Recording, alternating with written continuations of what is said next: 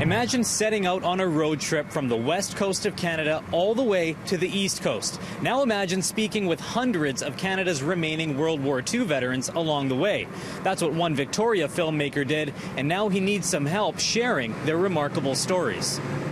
Growing up, Eric Brunt loved listening to his grandfather's stories. He talked about a girlfriend in Quebec City or a buddy he had during the war. When his grandfather passed away in 2013 at the age of 95, Brunt regretted not ever recording his accounts of the Second World War.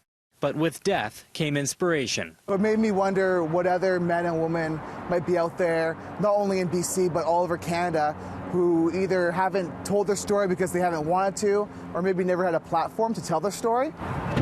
All right. So last year, Brunt bought this cargo van and drove it from Victoria, BC to Halifax, Nova Scotia. It took him 13 months because he interviewed 400 World War II veterans along the way. The youngest being 92 years old and the oldest being 105 years old. There's nothing chicken about this old hen. They were women, men, some were fighter pilots, even prisoners of war, each with a personal story to tell. To sit down with someone for 2-3 hours and talk a bit about their life, I think a lot of them were quite open to do that. Tracking the veterans down was not easy. Not many people in their 90s or hundreds have social media accounts. So Brunt would have to cold call Royal Canadian Legions like this one in Vancouver to see if they could point him in the right direction. He would also dig through old newspaper articles about war vets. Sometimes going as far as going to the white pages and trying to find their name.